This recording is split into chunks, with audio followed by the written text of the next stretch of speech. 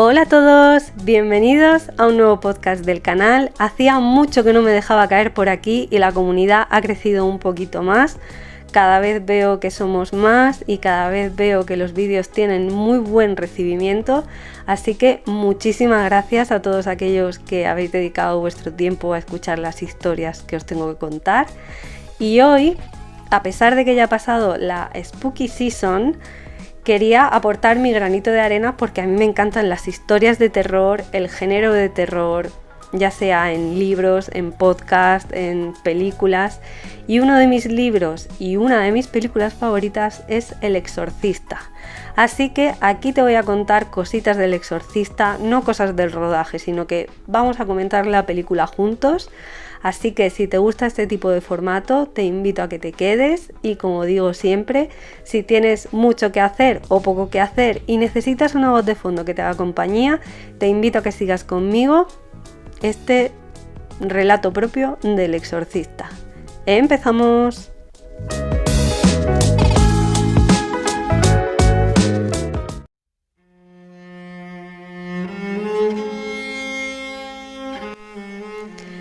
Empezamos la película en el escenario de el norte de Irak, en una excavación arqueológica. Aquí conocemos al padre Lancaster Merrin, que es un sacerdote jesuita que está retirado de la vida religiosa y se dedica más bien a tema de historia y arqueología. En dicha excavación le avisan de que han encontrado unos restos de diferentes épocas y entre esos restos los más destacados son una medallita de San José en la que pone ruega por nosotros y la cabecita de una estatuilla de un rey demonio llamado Pazuzu. ¿Quién era Pazuzu? Pues según la mitología sumeria, asiria y arcadia, Pazuzu era el rey de los diablos alados y traía con él hambrunas, penurias, enfermedades. Ese es un demonio al que él ya se ha enfrentado antes y esa señal de encontrarse una figura que no tiene nada que ver con los demás restos es una señal que el mal le está enviando de que tarde o temprano, más temprano que tarde, se van a encontrar y sus caminos se van a volver a cruzar. Por tanto, Merrin entra en un estado de nerviosismo en el que se tiene que medicar y la película está todo el rato dándonos como imágenes inquietantes. Aparece un hombre ciego de un ojo, un carro a toda velocidad tirado por caballos casi atropella al sacerdote y en dicho carro hay una mujer riéndose. Es como si el mal estuviese todo el rato pululando. Y cuando Merrin comunica a su compañero de excavación, a su superior, que tiene que volver a Estados Unidos porque tiene que hacer algo, pues ese algo es volver a enfrentarse con ese mal. Y al volver al escenario de la excavación se encuentra cara a cara con la estatua de cuerpo completo del dios Pazuzu, mientras de fondo hay unos perros peleándose de manera muy violenta y eso como que representa ese duelo que va a haber entre el bien y el mal. Cambiamos totalmente de escenario y pasamos a Georgetown en el estado de Washington, en Estados Unidos, donde vive la familia McNeil, compuesta por Regan, la niña, y Chris, la madre, que es recién separada. Chris es una actriz bastante famosa que vive un buen momento profesional y está en pleno rodaje de una película. Por tanto, se encuentra estudiando el guión de esa película que va a rodar ese mismo día cuando le interrumpen unos sonidos que vienen del desván. Ella está empeñada en que son ratas, pero aquí todos los presentes sabemos que no son ratas, que es que la presencia del mal ya está en esa casa. Lo curioso es que cuando va a comprobar de dónde viene ese sonido, se asoma a la habitación de su hija y las ventanas bueno, la ventana de esa habitación está abierta. Esa ventana tiene muchísima importancia en la película, pero lo que nos quiere volver a decir es que el mal ya está en esa casa. Vemos por primera vez a Regan, que está dormidita en esa famosa cama, y Chris comenta a sus empleados domésticos que tienen que poner trampas porque ahí hay ratas. Y Carl, que es uno de sus empleados domésticos de origen suizo, si no me equivoco, le dice que no, que ahí no hay ratas, que no, que ha limpiado y que no hay ratas. Y ella está empeñada en que sí.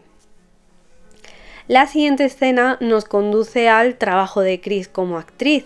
Está en pleno rodaje y podemos ver la buena relación que tiene con Burke, que es el director de la película, con el cual pues tiene una amistad especial. Entre todo el público que está asistiendo al rodaje vemos al padre Carras, que es uno de los personajes clave de esta película. El padre Carras es de origen griego, su madre e imagino que su padre, por el apellido, también es griego, y él pues vive en una comunidad muy humilde, en un barrio que diría hasta marginal de inmigración, con su madre. Él pasa temporadas esporádicas con ella. Su trabajo, aparte del sacerdocio, él es ante todo psiquiatra de profesión, y lo que es su congregación lo ha mandado a esta zona para servir como de apoyo y para reconducir a los sacerdotes compañeros en esas crisis de fe que pueden llegar a tener. De hecho, uno de sus grandes amigos, que es el padre Dyer, está en plena crisis de fe, al igual que él mismo, que siente que el sacerdocio no le llena como debería y que circunstancias que van a pasar más adelante le hacen dudar hasta de la existencia del mismo Dios. La película nos habla en todo momento de la relación que hay entre Regan y su madre Chris, que a pesar de ser actriz y tener una vida un poquito más ajetreada, no desatiende en ningún momento a su hija. De hecho, comparten confidencias, están muy unidas y el tiempo que pasan es de calidad, y ella está muy atenta y muy pendiente de todas las necesidades que pueda tener su hija. Hasta el punto de que, sin ningún tapujo, la niña le comenta que ha hecho la Ouija y que durante esa Ouija ha contactado con alguien llamado Capitán Howdy. La madre se lo toma un poco a broma porque cree que es una tontería semiadolescente, pero bueno, en el libro, que esto es algo que no sale en la película, nos cuentan que el padre de Regan se llama Howard, y cuando empiezan a pasar cositas raras, los médicos achacan a que todo lo que está sucediendo es debido al divorcio de los padres, y que el capitán Howdy puede ser como una especie de apodo que ha puesto a ese amiguito imaginario que está reemplazando esa ausencia del padre, que es Howard. El padre está en Europa. No sé si recuerdo muy bien que ya había iniciado una nueva relación. Lo que sí que recuerdo es que la prensa se hace eco del mal momento personal que está pasando Chris con todo este tema de la separación, y a pesar de ello ella tiene palabras de respeto hacia él porque es el padre de su hija, y aunque ahora mismo no está a la altura de las circunstancias porque es un padre ausente, Chris le dice a Regan que ella siempre va a querer a su padre. Y la verdad es que vemos en toda esta historia que ella intenta acercar un poco esa distancia que hay entre ambos. Cuando llega el cumple de Regan, llama al hotel en el que está el padre para que por favor se acuerde de llamarla, cosa que no sucede. Y también vemos que el padre está muy presente en la vida de la niña porque tiene fotos de él en la mesita de noche. Esto es algo que descubrí hace muy poco y he visto la película muchísimas veces, pero no la había visto en buena definición.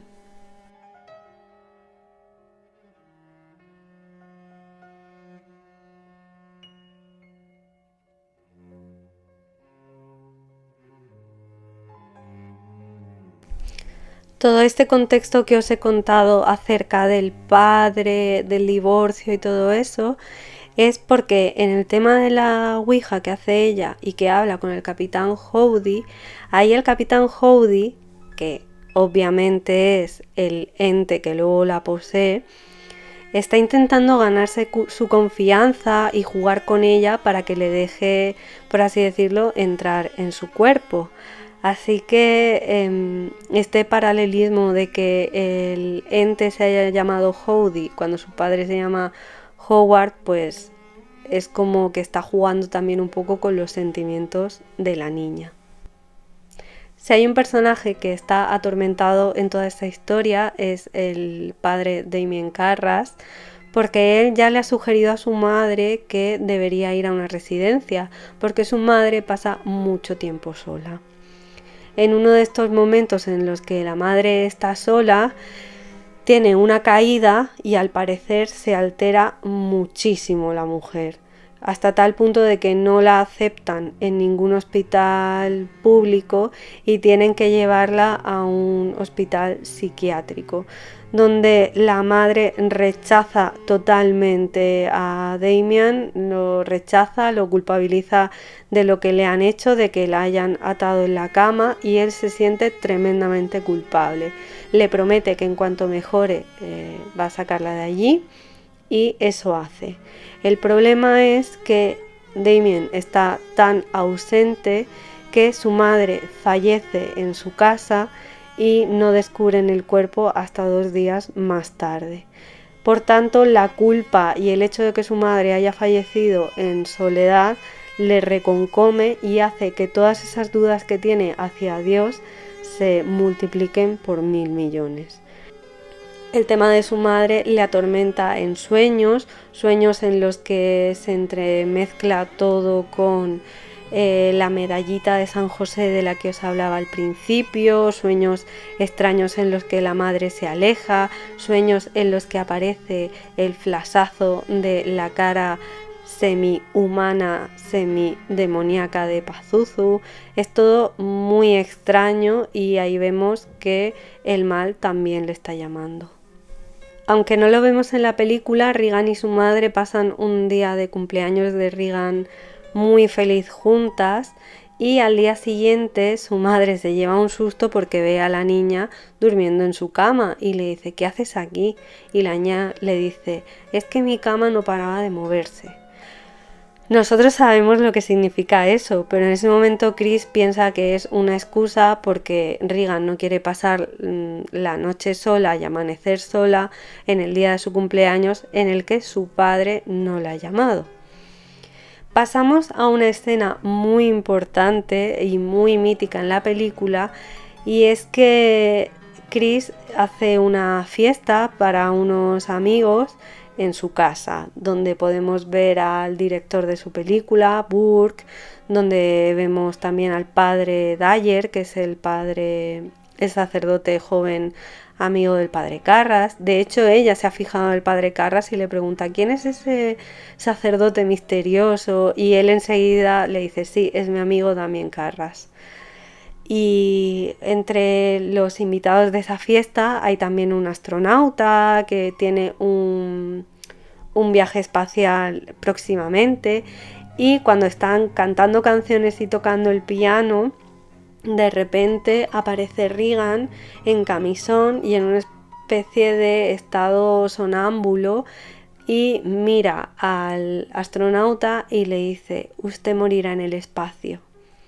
En inglés creo que dice: usted morirá allá arriba, y se hace pis.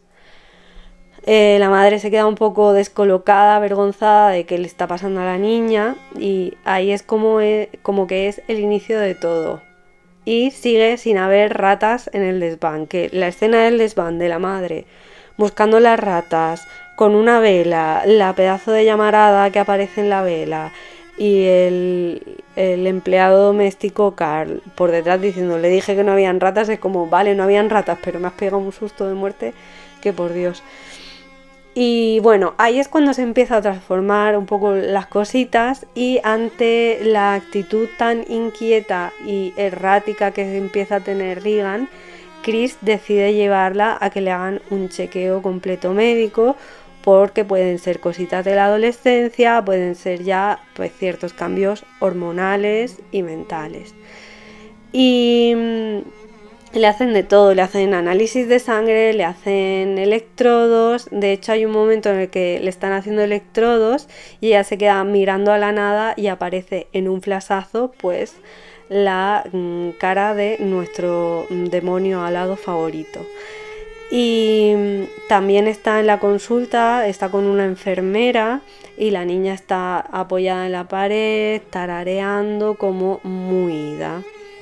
Empieza a ponerse bastante violenta y el médico le comenta a Chris que, bueno, que puede ser cosa derivada del divorcio de los padres, que simplemente puede que esté pasando por un momento en el que no está muy centrada, que tiene algún tipo de trastorno del déficit de la atención, y pues le manda una medicación. Y ahí el médico nos hace ver que hay cambios muy grandes porque la niña empieza a soltar blasfemias por esa boquica. Y hablando de blasfemias, en una de las parroquias del barrio se encuentran con que han profanado a una escultura de una virgen. Y digamos que... no sé cómo decir esto sin que me censuren. Bueno, digamos que hay cuernos donde no tendría que haber cuernos y que es como una especie de burla a la figura de la Virgen Inmaculada. El estado de Regan va cada vez a peor. De hecho, le vuelven a hacer pruebas, le vuelven a hacer tags porque está muy violenta, porque la cama se mueve sola y los médicos dicen que no, que seguramente sea un estímulo de ella, que seguramente sea una lesión en el lóbulo frontal, lo que hace que esté pues eso, tan violenta. Le hacen pruebas y no descubren absolutamente nada, entonces la alternativa es cambiar la medicación. Y en el comité que tienen los médicos con Chris le sugieren la posibilidad de acudir a un sacerdote, por lo cual ella le explota la cabeza porque no le cuadra que un médico le esté sugiriendo algo que ella considera como brujería. En un momento en el que Chris se encuentra fuera de casa, creo recordar que para pedir ayuda al padre Carras, se queda al cargo de Regan Sharon, que es la secretaria de Chris, y también que hace a veces las de niñera de Regan. Y en una de esas le da el relevo del cuidado Burke, el director de la película y amigo de Chris, porque ella se tiene que ir a comprar unas medicinas. En ese momento no sale la película, pero está claro que Regan arroja por la ventana a Burke. Cuando Chris vuelve a casa, encuentra que Regan está sola, que está con la ventana abierta, y al ratito llega Sharon y le dice: ¿pero dónde estabas? ¿Cómo se te ocurre dejar a la niña sola? Y le dice: no, si no la he dejado sola, si se ha quedado con ella Burke. Y le dice: ¿pero cómo que Burke? ¿Cómo? Y dice: sí, estaba aquí. Y acto seguido les comunican que han encontrado a Burke en las escaleras que hay debajo de la ventana de Regan. Claro, la actitud de Regan ya es tan extrema que Chris sabe perfectamente lo que ha pasado y quién ha sido el culpable. Aquí entra en juego un personaje que también es importante, que es el inspector Kinkerman. Si no me acuerdo, era Kinkerman, sí. que va a preguntarle a Chris sobre lo sucedido, si cree que alguien pudo entrar cuando se quedaron solos Burke y la niña. Le confiesa cómo encuentran a Burke y ella se horroriza porque confirma así todos sus temores. Entonces, en una de esas le dice, bueno, cuando la niña esté mejor, me gustaría que poder hacerle algunas preguntas, claro, y ella es ansiedad pura porque es que sabe lo que ha hecho esa niña. Este inspector también va a hablar con el padre Carras porque quiere ver si puede estar relacionado lo que ha pasado en la iglesia de la profanación con lo que le ha sucedido a Burke. Entonces, bueno, le perfila más o menos a un posible sospechoso, a alguien que esté en una crisis de fe, que por la fuerza y por cómo se han encontrado a Burke tiene que ser una persona muy fuerte. Y resulta pues que el padre Carras pues es boxeador, como que lo tantea ahí un poco, pero no dejan de tener como una muy buena relación. De hecho, el inspector le invita a ir al cine con él y el padre Carras pues le dice que no, que ya ha visto esa película. La verdad es que es un personaje, el del inspector, que a mí me gusta mucho porque es importante y va hilando un poco. En una de estas en las que ya Chris está absolutamente desesperada por lo que le está pasando a Regan, se pone en contacto hasta con alguien para que la someta a hipnosis y las voces que tiene dentro le dicen que son más de una persona. Por tanto, después de los resultados, esto y lo otro, lo que hace Chris es decidir hacer caso a los médicos y acudir a un sacerdote.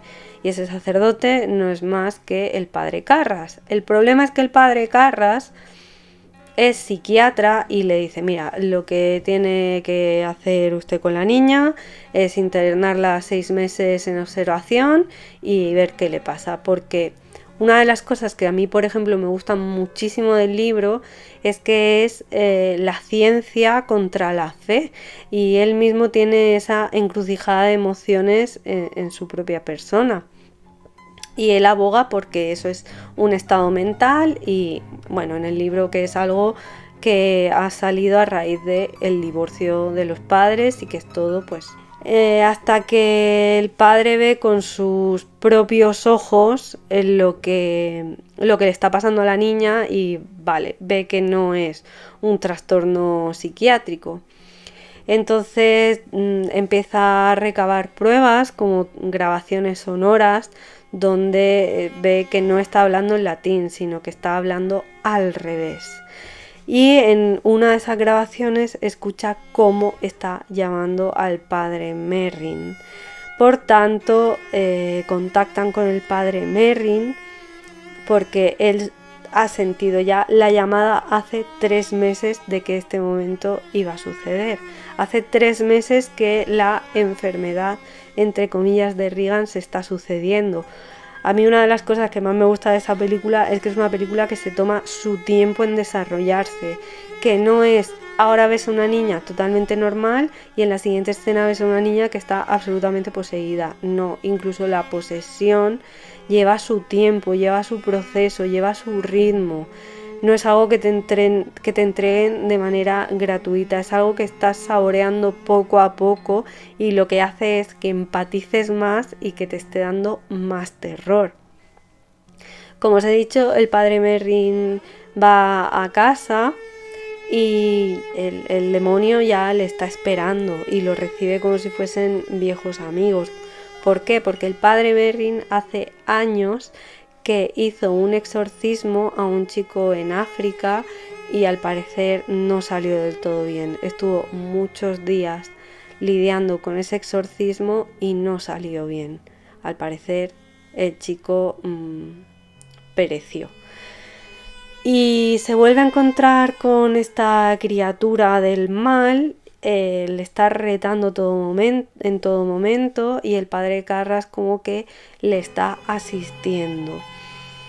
Lo que pasa es que el padre Carras no tiene la experiencia que tiene el padre Merrin al enfrentarse con el malvado y a veces cae en la tentación cuando él se burla jugando con su mente, haciendo las voces de su madre, haciendo que esté débil. De hecho, llega un momento en el que el padre Merrin lo expulsa de la habitación porque está muy débil y decide cortar porque no pueden seguir con ese exorcismo.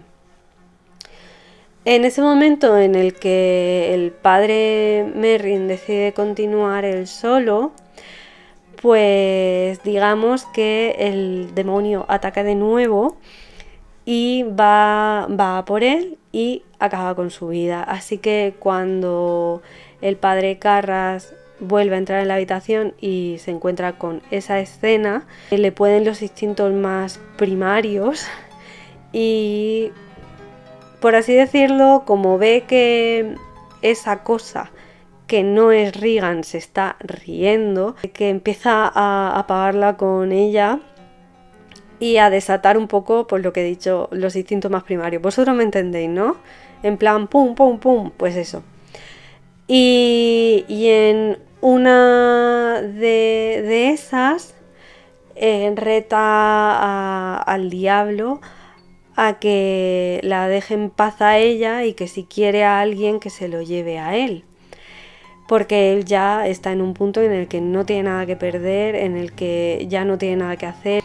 Entonces vemos ahí que el ente que hay en el cuerpo de Regan pasa al padre Carras, vemos una transformación en su cara y que se arroja por la ventana. Y en ese momento es cuando termina todo el exorcismo. La multitud se arremolina en torno al padre Carras, entre ellos está el joven padre Dyer que le da la extrema unción en el último momento, y el inspector Kinderman y Chris abren la puerta. Al ver lo que ha sucedido, abren la puerta de la habitación y encuentran a Regan en una esquina llorando. La madre tarda un poco en reconocer a la que es su hija hasta que ve que sí, que todo ha terminado y que esa de ahí es su hija. Y claro, se encuentran que está el padre Merrin postrado en el suelo, que hay otro que acaba de saltar por la escalera, o sea, te explota la cabeza porque pobre inspector Kinderman. La película termina con que ha pasado un tiempo, no mucho, y que se van a mudar ya de casa. Regan no recuerda nada de lo que ha sucedido, al final no la han culpado de nada, y cuando aparece con ciertas cicatrices y marcas en la carita. Y va a despedirse de ellos el padre Dyer, y hay un momento en el que cuando se van a decir adiós, ella como que fija la mirada en el alzacuellos y se arroja al cuello de él para darle un abrazo. Es una escena un poco inquietante. Y Chris le regala la medallita de San José, la famosa medalla que estamos viendo desde el principio, al padre Dyer como recuerdo. Y en el momento en el que ya se van, al poco llega el inspector Kinderman y mantiene una charla con el padre Dyer, y ahí inician como una amistad un poco cinéfila y demás, que simboliza un poco esa amistad que no pudo prosperar con el padre Carras, que al final era una persona pues que ambos conocían en cierto modo. Y ahí termina la película. Yo no he visto la segunda parte, no sé si vosotros la habéis visto, pero si la habéis visto, ¿me aconsejáis verla o no? Tengo ahí mis dudas.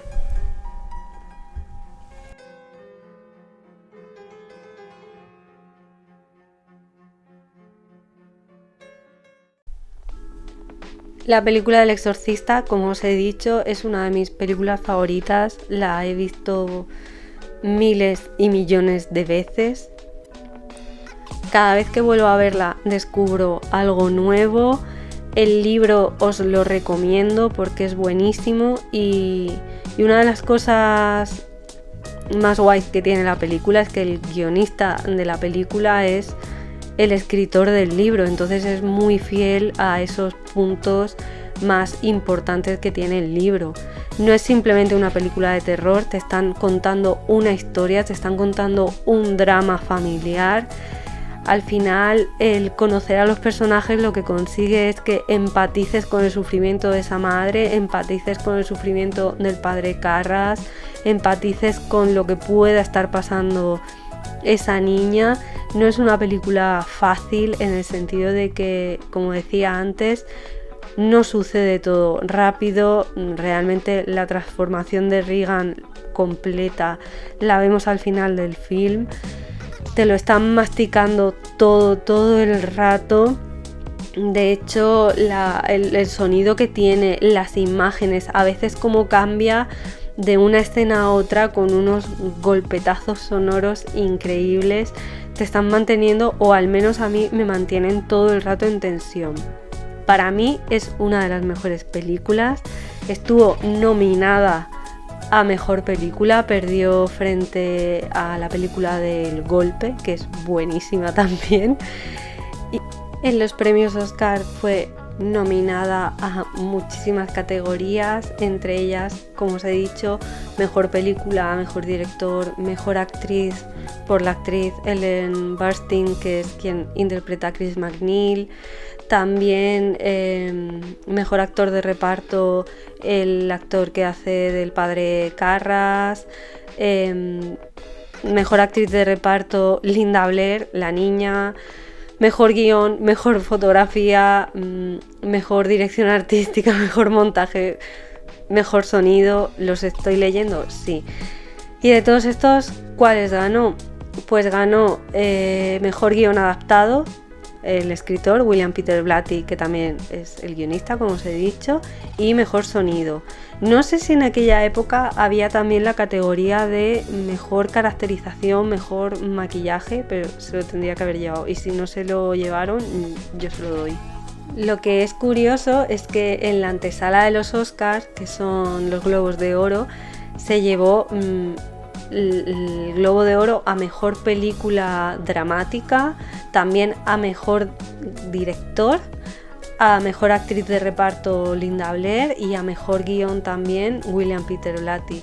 Así que se llevó muchísimos premios y en ese sentido creo que fue una revelación, y en ese sentido creo que fue una película puntera de que también una película de terror puede ser una muy buena película. En mi opinión, creo que no se ha hecho mejor película que El Exorcista. Yo he visto muchísimas películas, he visto películas muy buenas y he visto bazofias muy grandes de terror, pero para mí el ambiente que crea de neblina y de oscuridad y de estar inquieta todo el rato, solo lo ha conseguido de películas modernas. Puede que sea solamente Hereditary, que me cause esa sensación de aquí está pasando algo raro, pero no tiene nada que ver, por supuesto. Para mí la mejor es El Exorcista. Así que agradecería también que me contarais si os gusta el terror, si nos gusta el terror, en caso de que os encante, cuál es vuestra película de terror favorita, si me recomendáis alguna, porque seguro que a mí se me escapa alguna.